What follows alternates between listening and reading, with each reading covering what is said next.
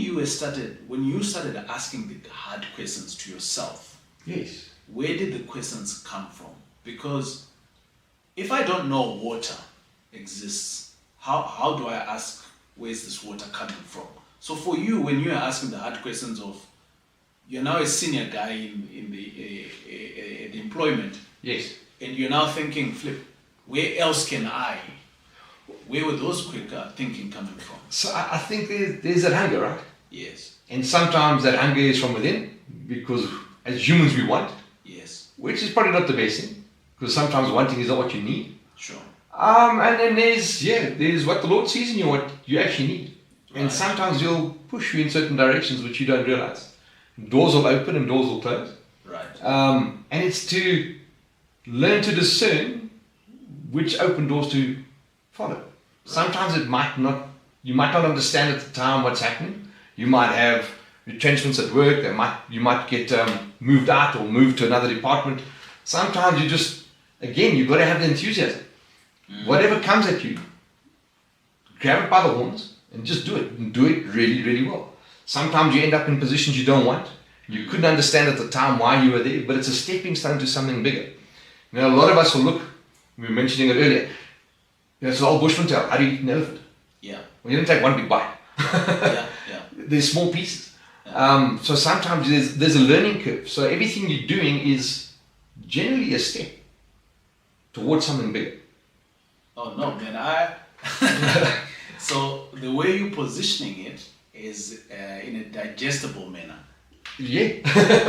but when you are in the position of the pain, so for instance, I'll give you an example. I had a terrible boss at a point. Oh, we all did. We've all had it. And I hated her. For about 3 years, I worked with her. But she continuously pushed me in understanding the income statement of the business. Yes. And I was like thinking, flip, I'm in change management. Why is she bothering me about numbers? And I didn't like it. Yes. Right? I look back now, I'm running my own business. That was free training. Right? And you didn't understand at the time. Oh no, I didn't. But without pain, there's no growth. Yeah. She would ask me to come into the office at 6 in the morning. Yes. Right? She wasn't married, I was at the time. And she would say to me, let's meet at 6 in the morning because I want to spend 2 hours with you before we start work. And I was like, this woman is so evil. Right. Because I had to leave home at 5. Yes. Right? And I'm still expected to do my work from 8 o'clock to around about 4 o'clock. Correct. And sometimes she would even call me in the evening. But where I am today in my business, I am highly appreciative of her. Right. So it doesn't matter what comes at you. Yeah. Grab it with enthusiasm. 100%. Grab it with enthusiasm. Yeah. Sometimes it'll be good. Sometimes it'll be easy. Sometimes it'll be just right painful. But you get up tomorrow, you put a smile on your face. And you just attack it. Go for it. Just go for it. Because even if you have a bad boss, that boss is a boss. Right. And your attitude toward that person doesn't go noticed. Right. I've been in positions where I've had a really bad boss. Yeah. In two separate situations. And in both those situations, the bosses got moved on. Right. Not me. Yeah. So I just kept my head down, did what I had to do, put a smile on my face, and just ward off a duck's back. Yeah. You have to learn to do that. You've got to grow thick skin. You know, in corporate, you've got to learn that there are different types of people. Not everyone's going to like you. Yeah. And you don't have to like everybody. Oh yeah, that's true. Yeah. You don't have to. Yeah. But you have to be nice to people. Correct. We're called to love people and to respect each other and to look after each other. Yeah. But it doesn't mean I'm going to sit down and have a dinner with you at my house. Yeah. Necessarily. Yeah. You know, so you don't have to like everybody, and nobody has to like you either. It's just the way of the world, and you've got to learn it. And I think as humans it's difficult because we want to be liked. Yeah. We want to be liked. We want to be accepted. We want people to see what we're doing. We want the accolades. We want recognition. Yeah. Because why are we written otherwise? Yeah. You know, we want those kind of things. But as soon as you learn to let go of those things and just do things because you want to do them for yourself, because there's some pride in your work. Yeah. And you just get stuck in and do it, people notice. 100%. People notice. You might not notice them notice it. Oh yeah. But they do. And I've seen it in many scenarios. Yeah. Through all the companies I've worked at, that it happens. Yeah. And you will get promoted, you will get moved, and you will get looked after if you just do that. So these are some of the skills that we kind of like borrowed or learned whilst we were Yes. employed. And me and you both, we now run our own businesses. Yes. And some of these skills that we learned in the corporate are helping us today. Absolutely, there's not some, Yeah. all of them. So if there's free training, take it. Yeah. Don't- I always say that too. Got to go on this course. Oh, what a pain. Go for it. Yeah. Knowledge is power. You can't say no. Just take whatever there is. Have a hunger for it. Get stuck in, because you don't know when you're going to use it. It might seem pointless at the time. Yeah. Put it in a jar. Put it in the shelf. Because I can promise you, Yeah. at some stage, you're going to need it. I call it a tool. I've got a Your tools toolbox. box. Yeah, All my absolutely. tools are accumulating in there. One day. You're going to need it. Yeah. You're going to need it. 100%. So there's nothing new under the sun. Yeah. Yeah. Yeah, so you're going to come across things that you haven't come across before, but guaranteed somebody has. 100%. Yeah. So lean on those people, Yeah. lean on those tools that the guys are going to provide, because you can use going forward. Get stuck in, get into it. I mean, when we climbed into this, again, it was, so I went from corporate into the family business, Right. and that was a handover while my old man was retiring and the rest, and we started running things. Yeah. This family business that you speak of, Yes. is it from your side of the family? Yes, or my your side, wife? my Okay, side. Right. So, yeah, we learned a lot in that as well. Right. And slowly but surely, my old man let go of the reins and we were running things. But there was a lot to learn, because in terms of running a company, it's not just a matter of jumping in and doing things. Yeah. There is law that you have to follow. There's the Companies Act. In terms of the Companies Act, there are certain responsibilities that you need to know. And you can't just bury your head in the sand and go, I don't know. Yeah. You can't claim, ignorance in terms of things, because SARS isn't interested in that. They're not interested whether you knew or not. The law is out there and it's your responsibility to know. Right. So if you want to go out, equip yourself. While you're in the corporate space, equip yourself. There's free training. Go on that training. Right. If there's an opportunity, take it. Learn as much as you can, because when you are on your own, you'll have the right tool set to look after yourself. Yeah. There are things you need to be responsible for. You've got to set up VAT. You've got to report to SARS. You've got to do your tax, your pay as you earn. You've got to understand the Companies Act in terms of shareholders and directors and how to deal with people. You've got to have accounting packages. You've got to understand basic numbers. So if you don't, that's fine. Not everybody did accounting at school. Sure. But stuff is out there. And this is one of the things I learned in corporate as well. Being a contractor, having big teams of contractors, is we'd step in and the guys would say, can you do this? And we go, yes. Yes. Because knowledge is out there. If there's something that you are hungry enough to want to know, the internet is there. There's Google, there's Wiki, there's people, there's forums. If you are hungry enough, you will find out. Amazing. You will find out. You don't have to go to university to get a degree to do, certain things you need to. Yeah. You can't walk into a court of law and Start think you've just picked something up off the internet, you're going to get a high. Yeah. But there are people who can. So that's the nice thing about understanding that you don't have to know everything. Yeah.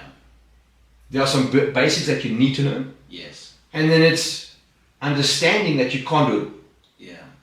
And knowing which parts of your business to pass out to those who can do it. Yes. So certain things you leave to the professionals. Yeah, I agree with you. Yeah, and then do what you're really good at.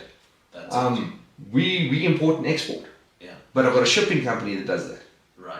I would hate to know the process of trying to get stuff into a container, getting that container onto a truck, getting that truck onto the ship, dealing with all that. That's not for me to know. Yeah, it's not your main focus. No. It would be good for you to understand it. Understand it so you don't get taken for a ride. Yes. But it's not exactly. So focus on what you're doing. Yeah. And the stuff that's detracting your focus, ship it out. Yeah. Ship it out and get people to do it for you. Amazing. Phil, I'm gonna take you back to when now you had this epiphany of you thought I think I can leave corporate.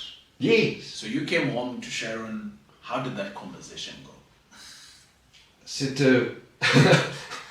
it was actually interesting. I was at Nedbank and I realized that I wasn't going anywhere. Yeah. Oh, sorry for our guests. They don't know Sharon. Yes, Sharon's my wife. Yes, Sharon Sharon's my is- wife. Yeah. So I just realized that, again, looking around, I wasn't going anywhere.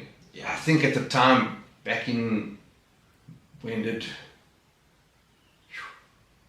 I think the interest rates were pretty high. Yeah. Well, look, I probably wasn't part of corporate when I met Sharon, so I was on my own. And I decided I'm going overseas. It was just, that's it, I'm done. I didn't have any commitments at the time. We packed up and we left. We went overseas. I came back, because there's no place like home. Yeah. Came back to South Africa, and then I met Sharon. I was still contracting. Right. I was in and out of all the banks and doing pretty well.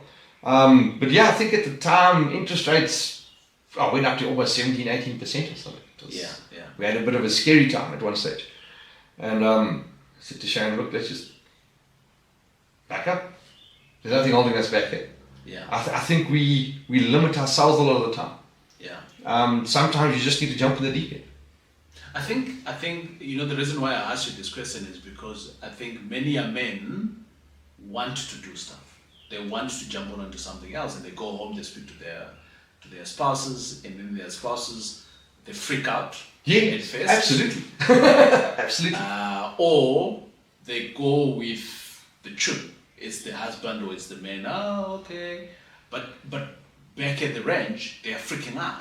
Yeah, so I think... What was the practical way that got you and Sharon to be in a comfortable position to make the decision? So it wasn't only about making the decision. Yeah. It was about selling the decision. So you and again, it comes down to planning. Yeah. You can't just jump at anything and, we're all excited, we see the big picture and we just want to chase it. But there's steps to get there. Yeah. So you've got to be pragmatic, you've got to be practical in terms of what you're doing. Yeah. And it was about looking at it. Yeah. It was, for me, I looked at opportunities overseas. Yeah. I applied for a few positions without telling Sharon to see if there were any bites, and there were a lot of bites on my CV. Yeah. The rates were really good. Yeah. The money was really silly at the time. Yeah. So I'd done my homework. Correct. I'd done my homework. So I'd come back to Sharon and I said, look, this corporate thing, this contracting here, this isn't working. These guys aren't working. You see me complain, you see me bite. Yeah. I'm not just moaning. There's another way here. I've got a solution. Yeah. And I've looked into the solution. Yeah. I've done some investigations. I've done some planning. There's the money we have in the bank. That's what I'll get out of the last bit of corporate that we had. There's the plane tickets. There's the settlement visas. There's the money we can earn. Right. That's what we can do. And by doing that, we can solve X, Y, and Z. So it wasn't a matter of just, hey, listen, this is what we're doing and you better be on board. Yeah. So there was logic and reasoning behind what I was trying to sell. Yeah. And so it makes sense. It added up. You had a hard convincing to yourself first. Yeah. You put all the practical things onto the table. No, I needed to prove to myself that this thing could work. Before even reaching out to Sharon and say, this is where we are. And Sharon, as your partner, she also pushed back in some instances. Oh, absolutely. And absolutely. It helped you potentially to go in and rethink things. Yes, absolutely. Come back to the table. Well, it just had to make you prove more that you could do this. And that's why I think, husbands and wives, it's good to have a sounding board. You're meant to be good friends. You're meant to be able to communicate. Right.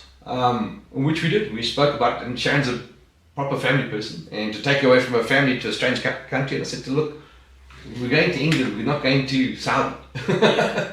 It's very similar culture. Yeah, the weather's miserable, but it's for a time in our lives. Right. It's not going to be forever. Yeah. Let's go and enjoy it. Yeah.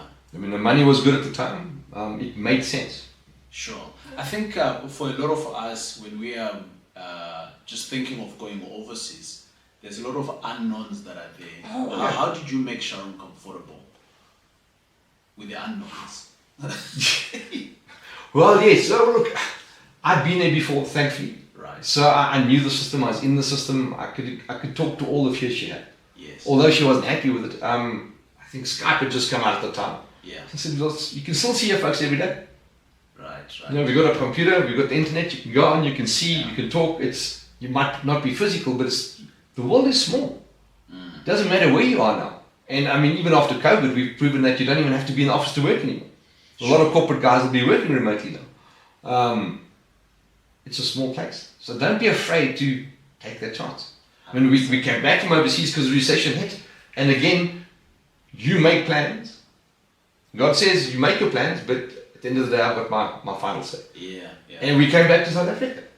Right. It wasn't in our plans. We were pretty grumpy about coming back, but recession hit there. There wasn't any work, and back home there was a shortage of skill. Yeah. So we came back and I was working.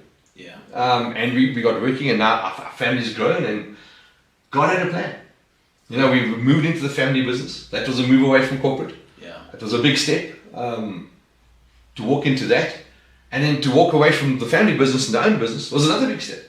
So when you came back from the UK now, I mean, again, it was another discussion. You and Sharon, you're now back into South Africa. Did you jump into corporate again or not? Yeah, contracting. Right. So it was a matter of putting out my CV. Yeah. And then trusting the Lord. I mean, in the UK, nothing was happening because it was dead. Yeah. And something just said to me the one afternoon, and I've been trying for months. I mean, luckily we had earned enough to have good money in savings. So Sharon was still working. Yeah. And my daily job was to try and find work. And something said to me, send your CV home. Yeah. So we don't really want to go back to South Africa. Yeah. And I left it and got that same nagging feeling, send your CV home. Yeah. And it was a half-baked CV that I sent home. Yeah. And within 2 days, I had 5 phone calls. Oh, wow. Right? Yeah. So doors closing, doors opening. Yes. So it was a roundtable discussion with the family to say, look, there are 1 or 2 more interviews here in the UK. I don't have a good feeling about them. Yeah.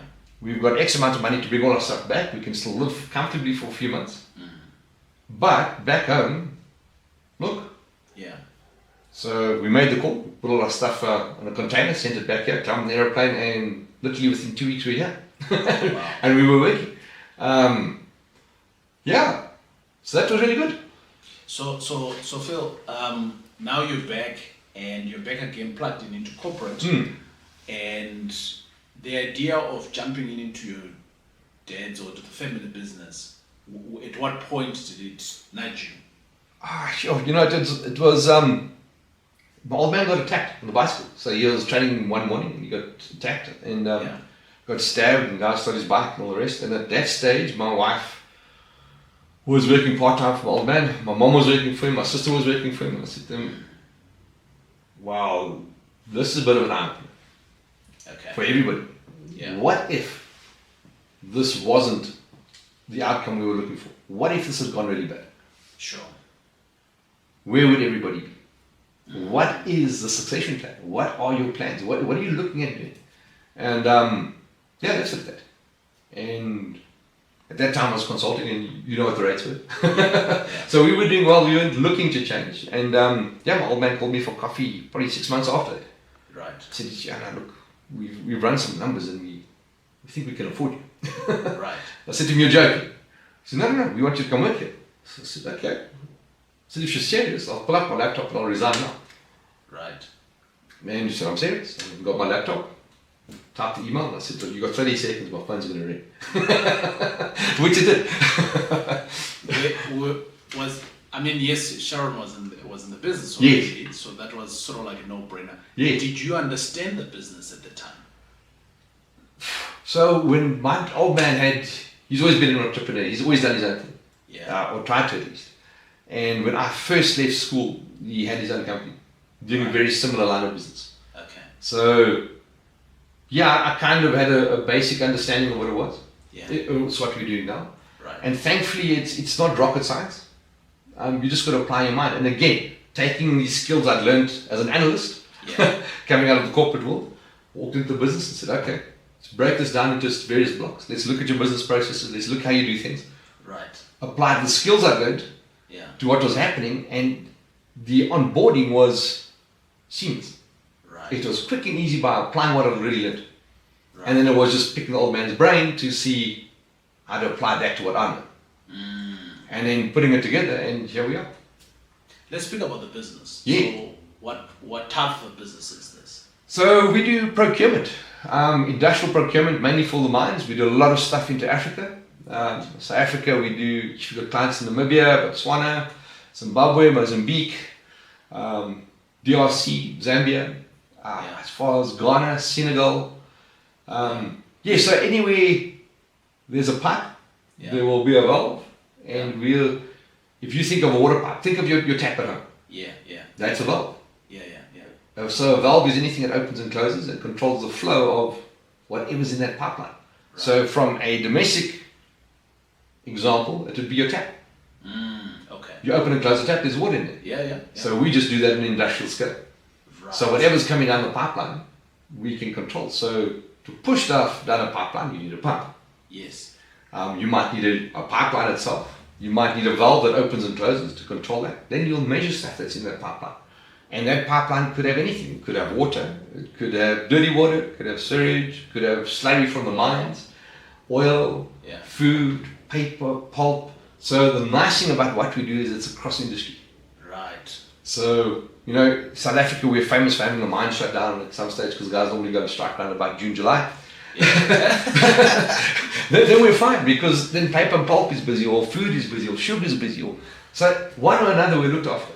And it's just grown in Africa into a whole lot more than what we can do. I mean, we had requests for life jackets in the middle of the DRC. Yeah.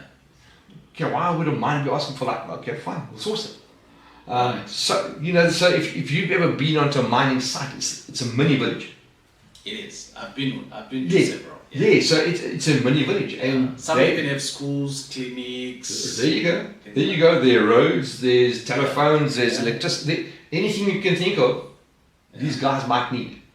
Right. So it's a matter of knowing who to talk to and who to network with to get the right things for them at the right price. I see. And that's kind of where we've positioned ourselves. To say to the guys, look, if you're battling with something, give it to us. Because if we don't know where to get it, we know somebody who does. Right. So we can hook you up. But you still remain with your focus. Yes. Which is your valves. Yeah, absolutely. That's our core business. Yeah. But we can build on top of that. Because that alone has exposed us to so much more. Yes. But we can't do it all. And we realize that. And post-COVID, I think there's been a whole shift in dynamic in terms of how the world does business. Yeah. A lot of guys lost their jobs. A lot of guys went on their own. A lot of guys have tried to make it just like we have. So we've aligned ourselves with a lot of like-minded thinking people. Sure.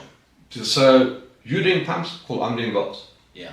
You're doing pipes. So if we combine our efforts, we can supply an entire project. Ah, beautiful. So I don't have to have everything. You don't have to have everything, but if we work together, we can accomplish a lot. Yeah, I like that. So it's not about being greedy. It's about finding other people out there like us and working together. How difficult is that? It's not as difficult as you think. Yeah. And again, it's, we are stewards of this. This is a business that we're running and we give it back to the Lord every day, and we're stewarding something He's given us. Sure. Because we are blessed to be blessings. Yeah. And I think it's important that you need to understand it in any business. There's a lot to be said for generosity. Yeah. Because in order to fill your tank, you need to empty your tank. Yeah. And in order to grow the tank, you need to empty it first so you can get a bigger one to refill it. Yeah. So you can never outgive. It's a godly principle and it works. Yeah. So the more you give, the more you get. 100%. So you've got to understand that, and then work toward that. Yeah. So what are you giving back to those around you? And be enthusiastic with the people. Build relationships. Yeah. Don't ever underestimate the power of relationship. Yeah, I'm always saying that to people, that I think I would have never gotten to where I am today without relationships. But there's great relationships, people that turn out to be friends and things like that, and good family friends. But you cannot have the good friends without the bad friends. Absolutely. Or the bad relationships.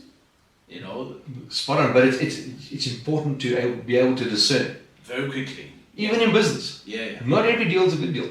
Not all business is good business. Oh yeah. You've got to learn to walk away from certain things. Yeah. Because not everything is good for you. Yeah. You might chew off more than what you can handle, and it might not be good for you. So you've got to understand when to pull in people to help, and when to walk away from certain things. We say yes all the time, but we also use a lot of discernment. Understand your capabilities, understand where you're at, know these things. I want to take you back to when you said yes to your dad. Yeah. And your dad had, I think the most key important thing is that he understood your value. Yes. And he already upfront from a monetary value, he prepared for it. Yes. When you got into the business, what was some of your challenges that you had to overcome as an individual for you to settle in the business? Working with family. Oh, yeah. I wasn't expecting that one. So, coming from a consulting background, Right. You're working with apex predators. Right. You know, when you're in a corporate environment, there's a lot of mentoring, encouraging, growing, training, Yes. all that type of thing. Yes. That doesn't exist in the contracting world. Yes. As a consultant or contractor, you are the apex predator. Right. Yeah. You're expected to deliver 300%. Oh, We yeah. spoke about that earlier. All the time. All the time, every But day. sometimes. And I'm not the type of guy, I don't like fighting. I'm an easygoing guy. I like getting on with people. I enjoy people. Yeah. A lot of different people. But in terms of the workspace, I'm Mussolini. You know, a lot of guys don't understand it. You know, it's, especially in today's society, looking at how things are working, you've got to understand that there's authority. Yeah. And you need to listen to your authority. That goes for me, it goes for you. We all have authority we need to answer to. And in the working space, it was listen to what I'm telling you because I've got the bigger picture in mind, Yeah. especially with consultants. Yeah. Your apex predators are not here to handhold you or look after you, or you need to deliver. And if you can't, well, I pick up the phone, I speak to your consulting house. And tomorrow they swap you out with somebody else. Because I'm not paying for you.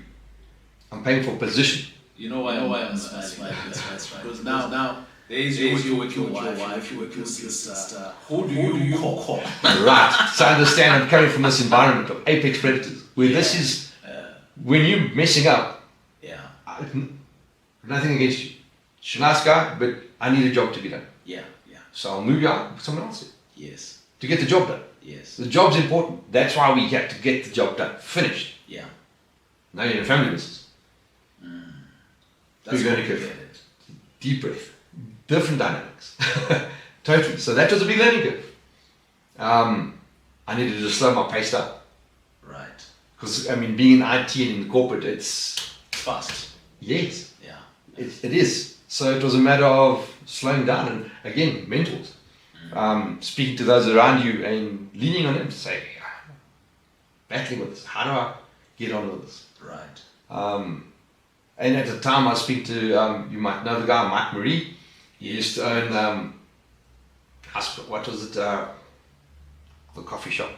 I can see the colours in my head. Anyway, very good guy to speak to. Yeah. Very knowledgeable. And he gave me some very good pointers. Right. But again, you know, you need to have a mentor. So if you're looking at going out on your own, you're not a ship, you're not an island. There are people who've done it before you.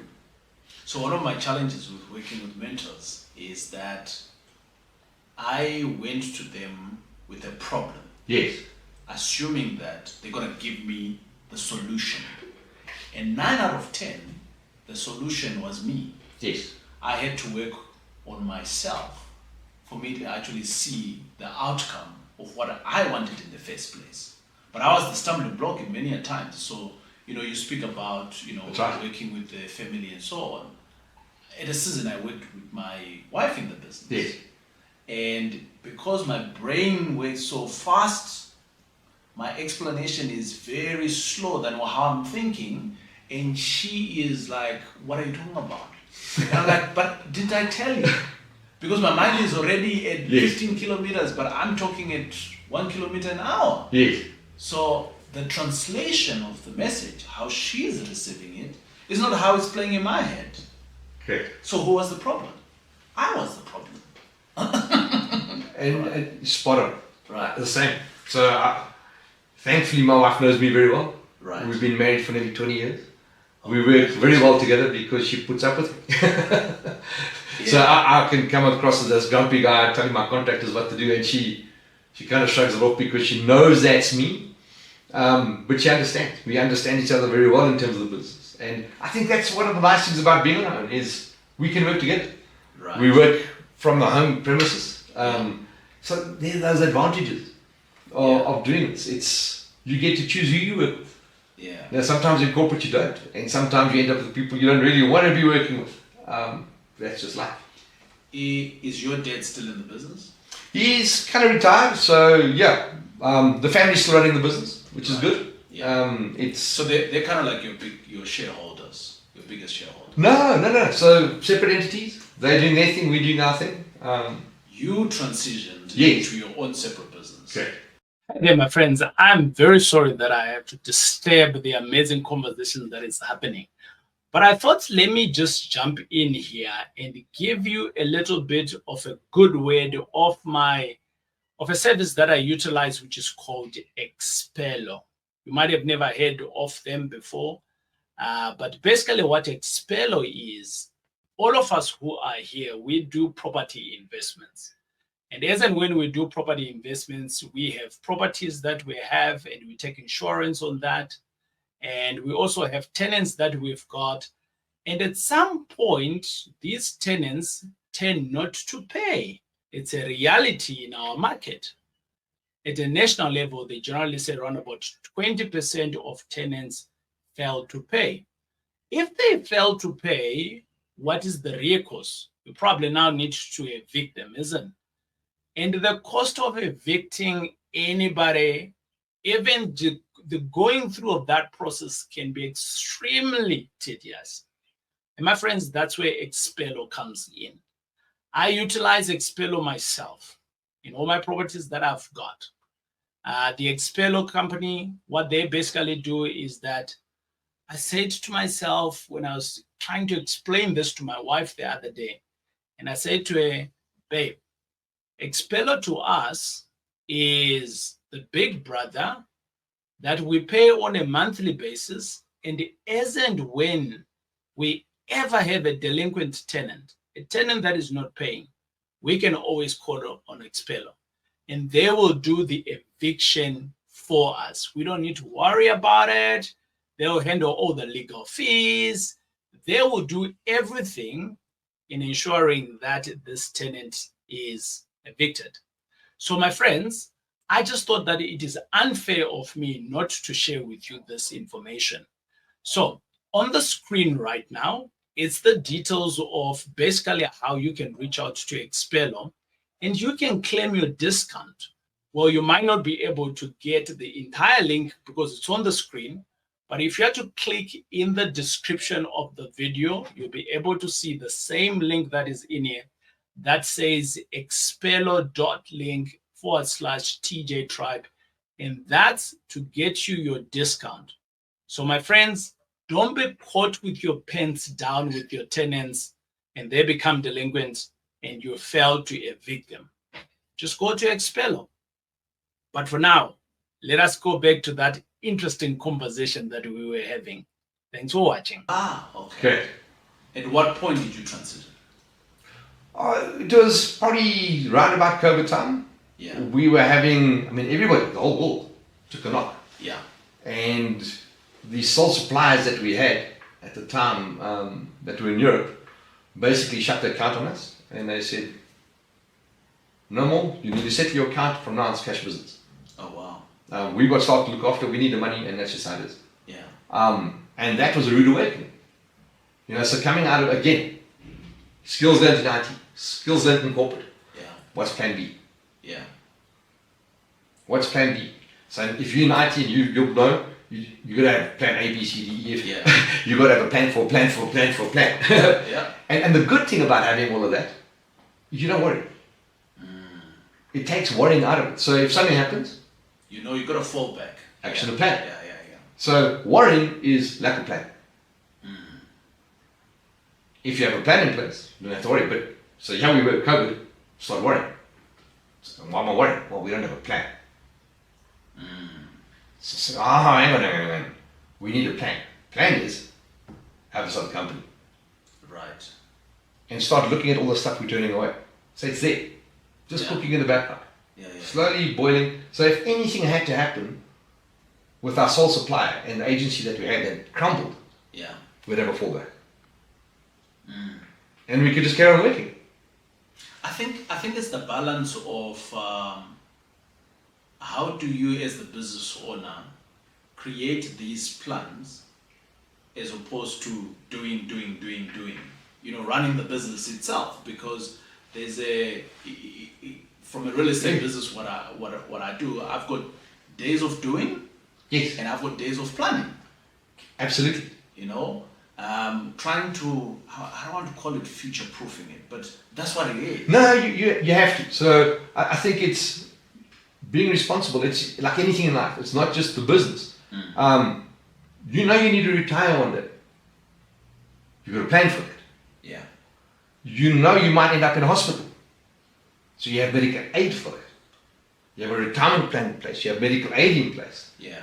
You got these things with your normal day-to-day life. So why don't you do it in business? So you've just spoken about something important. So I'm just sort of bringing into my family issues here.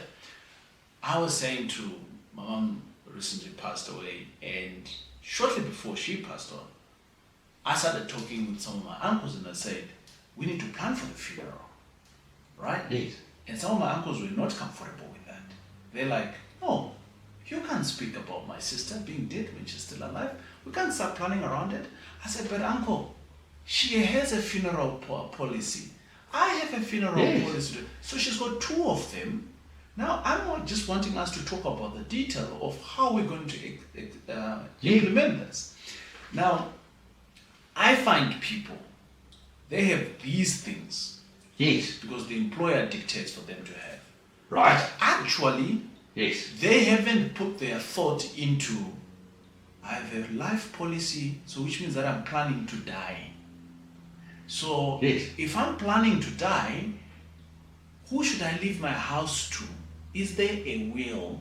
Or maybe not, let me put it in a trust. So people don't think that far. It's that programming again, right? So that system we spoke about earlier. Yeah. We're programmed by the movies we watch, by the things we've been not taught at school, but the way corporate lays things out and adverts on TV and all that, to think in a certain way. And you touched on it there. And this is one of the things I enjoyed about consulting. In a corporate environment, you're going to get benefits that are fit the mean average of everybody. Yes. Yes. We look at everybody and the mean average is, well, that's how we're going to work this out. Right. So if you're consulting, you're earning more money, I can buy better benefits that are tailor-made to me. And I'm well looked after. Yeah. I'm better off than I was before. Yes. Without even thinking about it. So my retirement, my medical, all those things. And suddenly you've got more disposable income. Is that such a bad thing? It's not. Yeah. It's just a benefit. Right. So into consulting, learning all of this, into the family business. Well, it hasn't really changed because we were doing it from the consulting business anyway, and now into our own business, and it's something that we're used to. It's stuff we've learned, tools we picked up along the way, and we're just putting it into practice. And it's become a lifestyle of making the right choices. Right. I wish we would have been taught certain things at school in terms of how to manage things. Yes, talk about your will. It's not a secret. It's not like in the movies where the family dies and the lawyers come and we all sit around a table and surprise, surprise, you're in, you're not. No, rubbish. Yeah. That's the last thing. If I pass on, I want everybody to have a party. Yeah. So And I want it clearly known what my will was. Yeah. And yes, these are the steps to follow. This is what to do. So there's no panicking around it. There's no worrying about it. The last thing I'd want is for me to be a worry for somebody else. Yeah. So it's clearly put out there. This is what should happen. This is what you do. That's who to speak to. Everything's looked after. That's where everything is left. You get that. You get that. Well, you might not get something. We'll put it into trust. There's some laws around that because you're misbehaving. But people need to understand that. Yeah. And you can change that. 100%. We humans, we can change. So if you become a better person, well, we can take it out of trust and now we can trust you. That's true. And things can change all the time. I just wish that people would be more pragmatic in terms of those type of things. Yeah. Speaking about what's to worry about? It's not a horrible thing. It's a topic you can talk about. Yeah. I know where I'm going. Yeah. I'm not scared of dying. And when I do, I don't want to leave a big mess behind. It's not responsible. And the mess is just coming from poor planning or not even planning at all.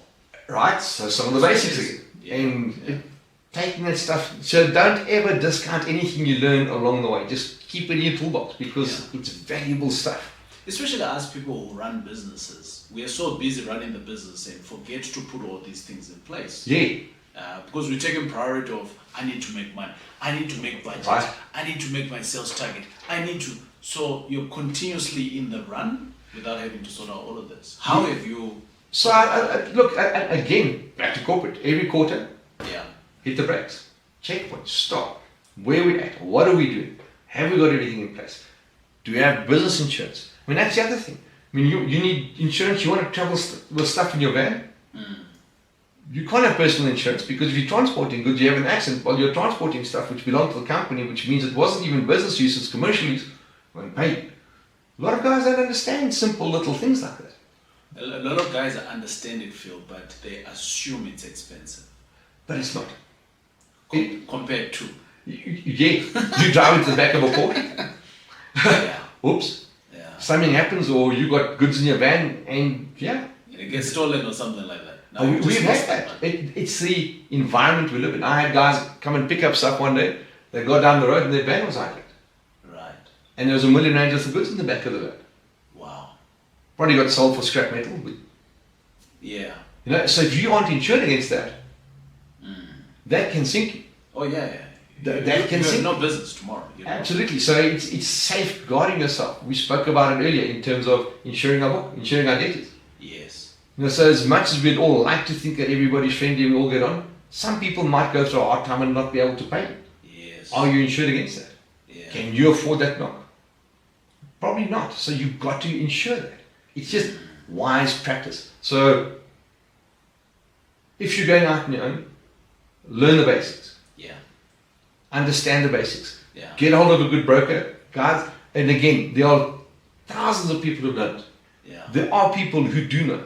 Yeah. Yeah. Speak to them. Have the right accountants. Have the right insurances. Have the right tax guys. Yeah. And all of that looked after so that you can do business without having to worry about that stuff. Right. Because there are other people worrying about it for you.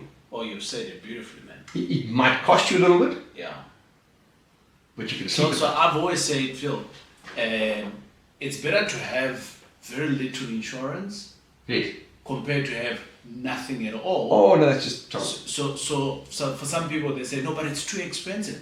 So I'm like, but maybe just start with covering half your stuff. Maybe cover 75% of your Yes. stuff rather than no cover at all. And here's the nice thing about insurance.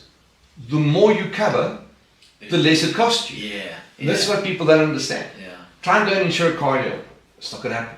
Right. Insure your car in your house. Oh yeah. Guys are talking. Yeah. Yeah. But now insure just about everything in your house. Oh yeah. And then it becomes less. Right. Guys don't understand it. It's stuff we don't get taught.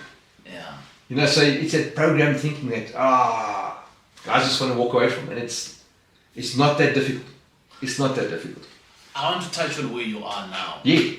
You've been on your own now. Yes. For how long? So over a year. Yes, it's a year now. Yes. Over a year. Yes, So, yeah. so you kind of like left your dad's business and now you're on Yes. your own 100%. And the question I want to ask of you is that between being with your dad as a business and with the family business and now in your own business, which is now your Yes, family yes, business, yes. because It's my wife, myself, yes. That's and it. our partner Nadine, yes. right now, what are some of the benefits that you have started tasting, realizing, not being employed? Spot on. So time is your own. But you need to be disciplined. Right. So if you need to shoot off and do something, well, do it. But understand that you might work until 9, 10 o'clock tonight. Right. So you have time flexibility. There's flexibility. We work together, which is great. I love my wife very much. We work very well together. Yeah. And we get to spend time together, which is awesome. We're accomplishing something that is a legacy that we can leave to somebody one day. Again, this is, although we're building something, we're doing it through the Lord. Right. And He's given us this business to steward. And clients come our way. We build relationships with people. Yeah. based on ethics and based on trust and just being good people. And by doing that, God will honor you. And more business will come your way. So how you decide to do business will determine how your business is going to grow or not. Right. And I truly believe that. You'll see it on my board, there's a list of blue companies. Yeah. Those are guys who've come to us. Right. New customers this year so far. Yeah. And when I say new customer, it's a customer that's placed us an order and paid. Beautiful. So obviously we're going out there and we're speaking to people, but Yeah. if I'm good to you, the next time somebody speaks about valves, you're going to go, hey, you know what? I know someone. I know a guy. Yeah. Speak to Phil. Right. And we do the same. Yeah. We do the same. So it's awesome. Right. It's exciting to see because we know that it's not through us. It's not through my abilities. There's nothing extra special about me. Yeah. I'm just a normal old guy. Yeah. We're all out there trying to make it work. But I know where I put my faith. I know where I put my trust. Yeah. And I'll put in the effort. And whatever I put in, God will double. It does it every time. Yeah. And I've got countless testimonies and countless examples of where that's happened. So don't ever lose faith. Yeah. It will get difficult. It's not always been easy. But we've always come out. What's the most difficult thing that ever occurred to you in business? You're like, TJ, this is, I couldn't take this anymore. It's quiet. Phones don't ring. There's no email. Wow. Oh, geez, what's happening? Yeah. You know, you're sitting out marketing, you go visit a few guys and you think, what's happening? End of the month, Lord steps in and suddenly something you quoted on 6 months ago that you've forgotten about, Yeah. suddenly materializes. Oh, wow. And you think, how? Right. Not by me, not by my mind. Yeah. That's just how did that even happen? So, but you have to put in effort. You have to put in effort. It brings me to ask the question, how practical have you kept God in your business? What is the practical way? Because I'm a man of faith myself. I see other people that call themselves men of faith, or they practice the faith, but I don't. And it's not like I want to see how God is in their business, but there are ways of doing business. I wonder. No, sure. So Right. it's that ethical way of doing business. Sure. Every morning we give back to the Lord. Right. There's the prayer of Jabez over the business, Right. that God will increase our territory Right. so that we can be blessed to bless. And we do that So you're saying every day, every morning. every morning you pray the prayer of Jabez. Yeah, and I hand it back to the Lord. God has given me talents and gifts Yeah. that I give back to Him every day. And not only that, I invite the Holy Spirit to say to Him, look, I'm a human, steer me today. Right. Show me what you want done in your business. Yeah. Because at the end of the day, this is what you've given me. We want to steward this and grow it to be something that can honor you. Because, Christians have got such a bad name out there because of the way people act and do things. Yeah. We want to do things in excellence. Right. I want to do things in honor. Yeah. And that's how we go out to people. Do it with enthusiasm. And I like the word enthusiasm because the ancient Greek of enthusiasm, the Greek word is entheos. Yeah. That means God within. Right. So if you are enthusiastic, it means God is working in you. All right. I was about to say amen. Alright? So if you are enthusiastic and you're passionate, Right. that's God working through you. Amazing stuff. So show that. Show that. You speak of one of your benefits is time flexibility. All right. I had to travel. My mom was not feeling well for a while, and I had to work in different places, and my business still continued. Yes. Right. And that freedom for me, I do think that if I was still consulting, they would have allowed me, yes, but they would have allowed me to a certain limit. Absolutely. Right. Absolutely. What else are you seeing as a benefit now in your business? You get to set the rules. Obviously, there's a framework you must work within because you still have to work by and abide by the laws of the country. Yeah. But you set the rules. Right. do what you're comfortable with, do what works for you, Yeah. but understand you need to put in the effort. You're now not only selling yourself, but you've got to sell your company's brand. You've got to go out there and be in people's faces and show them what you're about. So it's not just me now, Philip, Yeah. but I'm bringing this with me. And Right. will people trust you to honor you with a business and to give you the chance? So are you in that point where you can do that? Yeah. You know, so it's the small things that matter. Right. You know, again, the Lord's not going to trust you with big things if you can't get the small things right. Oh yeah. That's So true. build those relationships, get the small stuff done, get all the training behind you, soak up what you can, use everything you can, because you will use it going forward. And it'll be in good stead. It'll be in good stead. And when you get out into business, people will see something different about you. Amazing. People will see something different about you. I don't know how many times I walk into the office and they go, you're always smiling. Like, well, what is not to smile about? Oh, but things are so bad, look at this. And Right. I got up this morning and I'm breathing. Yeah. I've got so much to be thankful for. As I land the plane, my good friends, you've had Phil's kind of like journey from being an employee, going overseas, coming back, and being in his family business, and now running his own business. And he has given us very practical steps of how you to do this. And I think anybody can do this. There's no rocket science around it. Correct. You speak of continuous learning.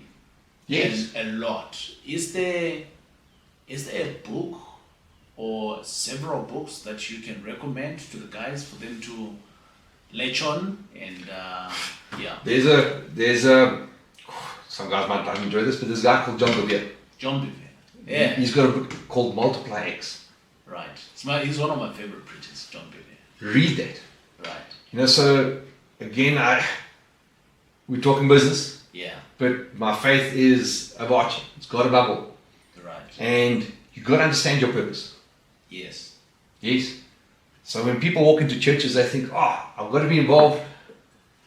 I'm going to be a preacher, I'm going to sing in the band, or I've got to work at church, I've got to be at the coffee counter. No.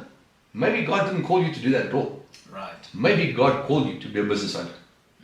Hey, I used to think that I should go be a preacher, man. That's what I Right? thought my Not all of us are called to do that. God has maybe given you the skills, the training, Yeah. the background Yeah. to actually run a business.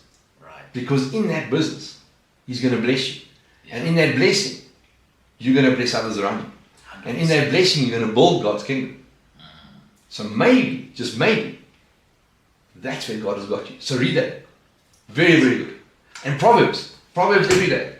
Yeah. Today is the second, read Proverbs 2. There's 30 books in Proverbs. Right. A chapter a day. So the reason I say it, and it's not to push the Bible, Yeah. King Solomon was a I wise know man. they know I pushed the button. Yeah. They know.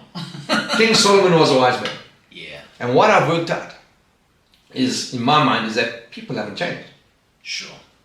The only thing that's changed between then and now, No, people have changed. Technology. The man was version 1 and the woman was version 2. yeah, well, no, that's it. So, absolutely, but Yeah. technology's changed. People problems haven't changed. So if you read through it, Yeah. you will see that Solomon was dealing with people problems on a daily basis as a king, trying to tell people, listen, don't be daft. Yeah. Yeah. Don't do this. Don't do that. And if you look at what he's saying and you apply it to today's standards, Yeah. it still applies. That's so true. And you will read chapter 2 on the 2nd today, and next month you'll read it again, Yeah. and it'll say something totally different to you. Yeah. That's. I think that's the beauty of the Bible. You know, and Depending on where you are in life, Yes. the Bible will speak to you. well, it's the living word, right? So it's the Holy Spirit trying to show you something Yeah. that is applicable to you right now, in this time, in this moment. Yeah. And we had that. We were consulting once again, and we had been given an opportunity to join up with some guys we'd worked with in the past before. Yeah. Also, very involved with the landbouw bank in agriculture and all sorts. And Yeah. they were saying, look, let's just all throw into this and put our skills together, and there's money for everybody. And this is, I mean, there was, everybody was seeing the big cash signs, and I thought, I'm not sure about this. I just had this check in my spirit. And I read Proverbs one morning, and it said, beware of those who say, let's put everything in the pot together. They're out to rob you. And I thought, wow, And I went to work and I sat with the guys and said, okay, now you guys go to church.